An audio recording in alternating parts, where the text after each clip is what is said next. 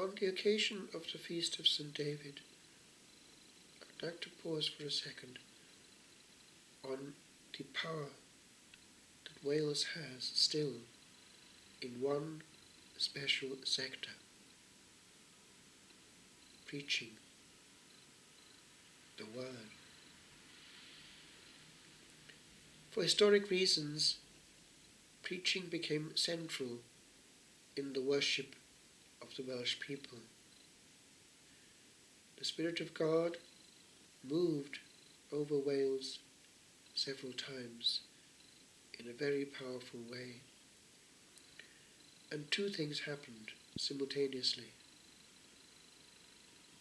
He made use of what was in the Welsh spirit with regard to beauty and the handling of melody,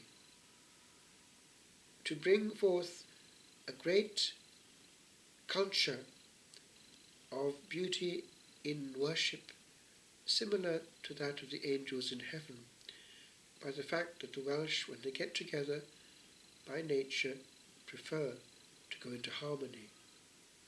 And that's been there for centuries. Indeed, it's already mentioned by Gerald the Welshman in the Middle Ages.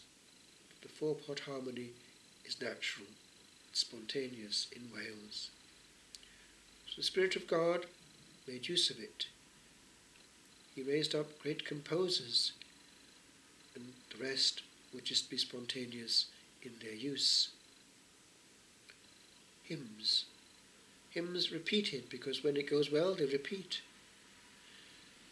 And therefore, creating a place where people would get consolation on every level.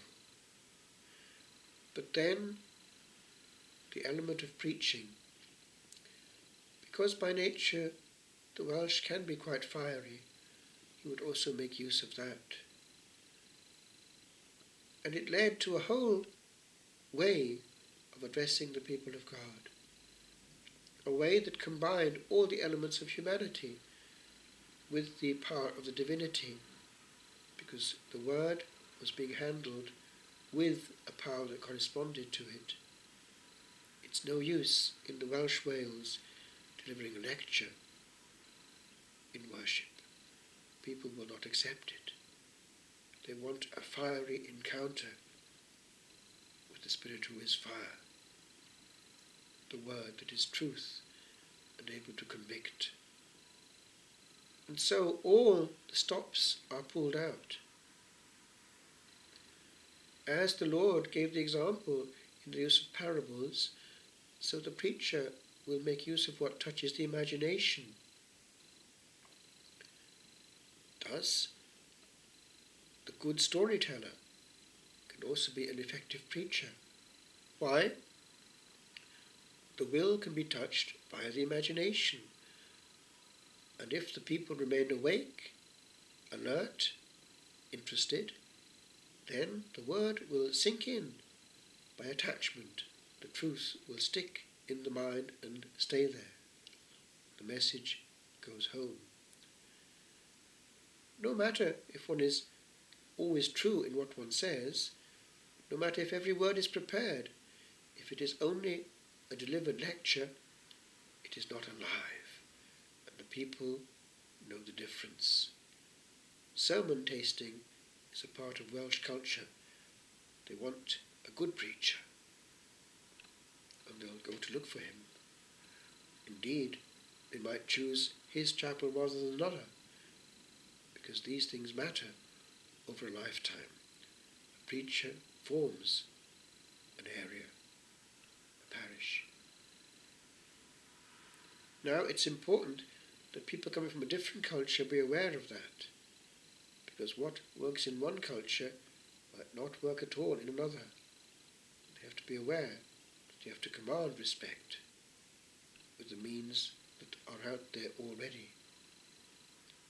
And respect also what might be very, very rich and not talk down to it in any way.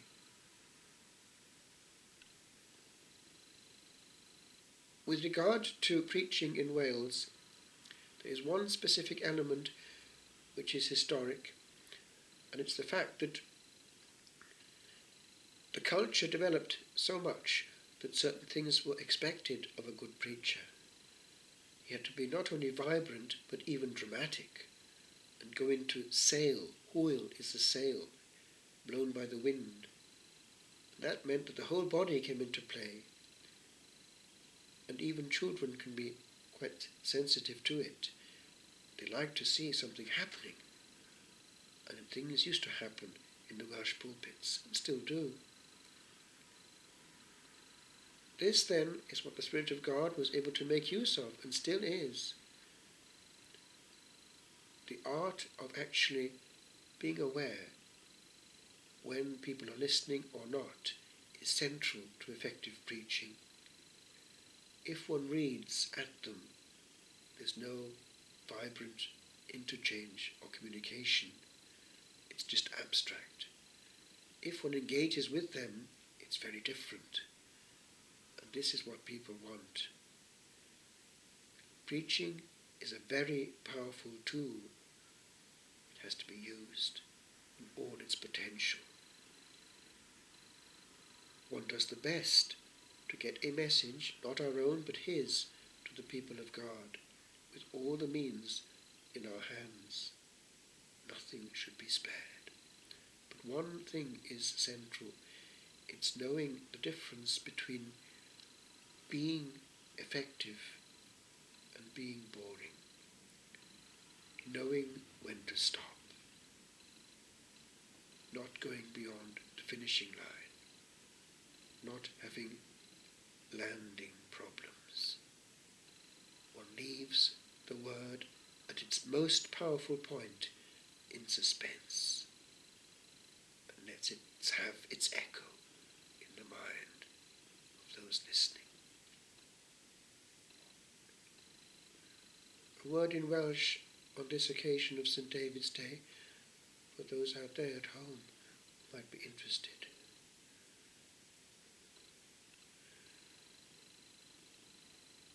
Fel y gwyddom, y mae yng Nghymru elfennau naturiol sydd yn dal yna ers y canol oesoedd. Mae Gerall Gymro yn sôn am y gallu ni ganu ar bedwar llais.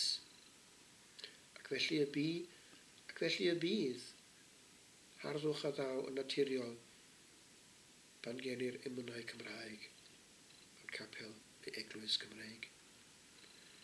Wel, dyma a ddefnyddir gan yr ysbryd glân. Pam?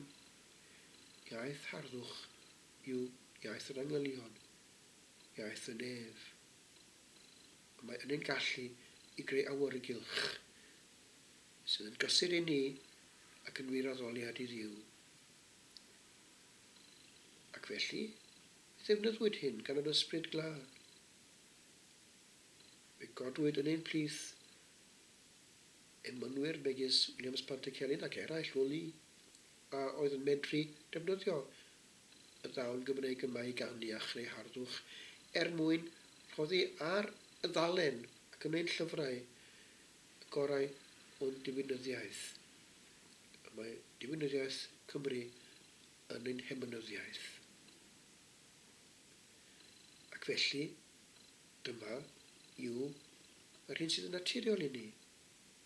Ond hefyd, o achos natur y diwygiadau, fe ddaeth pregethu yn ganolog iawn gyda'r emynau yma.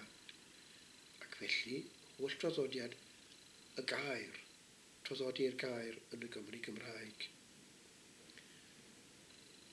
Fe ddaeth dod yn bregethwr yn rhywbeth allai dynnu hefyd pobl oedd yn dda am ddifyru pobl. Oedd nhw'n cael elfen o sylw, felly o'na elfen hefyd o megis lwyddo yn ei gyrfa. Ond os oedd hynny mwyn achub uneidiau, oedd o'n rhywbeth roedd yr ysbryd glân yn medru ei ddefnyddio. Pam? Os yn cael nhw drwy hynny, gael nhw at o'i hun wasanaeth y goreion o'r Cymru. Pregethwyr mawr oedd yn dod hefyd yn awduron mawr, amser i ysgrifennu. Ond yn y pulpud, y rhoddid cysur i bobl Dduw. Pam? Cyn dyfodiad teledu, roedd yn rhaid gwneud pob beth efo'n gallu yn hunain. Ac un o'r pethau o ddiddordeb i'r bobl oedd y bregethwr mawr. Ac mi roedd yna bregethwyr mawr. Ac fel y gwyddom, roedd y bregethwr mawr yn aml yn mynd i hwyl. Defnyddio'i holl gorff, yn creu drama yn yr awyr, rhoi nerth a grym i'r gair ac i'r neges. Nid digon byddai darllen pregeth. Roedd yn rhaid i'r bregeth fod yn fyw. Y sywaith, nid ydy hynny bob amser yn digwydd heddiw, ond myddyliau. Mae angen yr elfen yma o bregeth fyw fod yn rhan o'n bywyd ar y sul. Rhywbeth cofiadwy. Yr hanesion, y straeon, y damhegion yn fyw ac yn cyrraedd yr ewyllus drwy y dychymyg. Rwy'n cofio y blynyddoedd yn ôl, oedd ni efo yr esgob y Mangor, Anthony Crockett, ac yn trafod efo ef y posibilrwydd o greu canolfan weddi yn y Gymru Gymraeg ar y cyd. Mi roedd yn agored iawn, ac mi roedd ddim i lyfrau Pantycelyn yn gobeithio y byddai modd defnyddio y gorau o'n hetifeddiaeth anghyffurfiol ac o'n hetifeddiaeth eglwysig i greu canolfan weddi ymyfyrdod a diwylliant yng nghanol y Gymru Gymraeg. Yn anffodus, ychydig wedyn i gafodd y Canu'r yma a oedd yn mynd i fod yn angheuol ac yn ifanc iawn fe fi farw.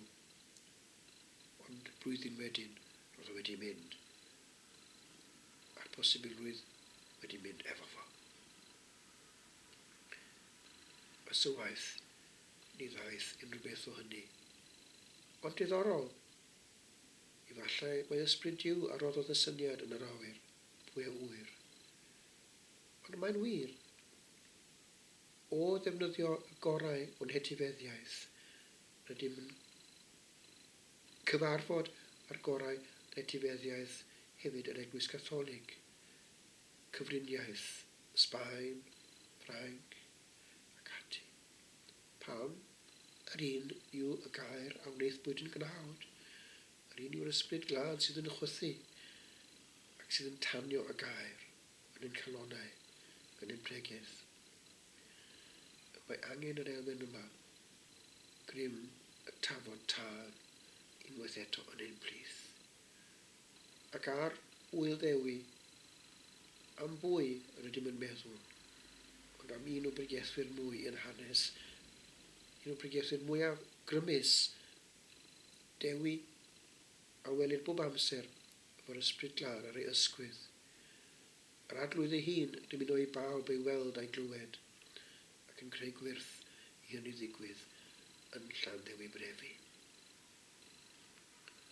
Dyma ein traddodiad, a gwau ni os na fedrwn bregethu, a chysuro pobl ddiw efo grym y tafod.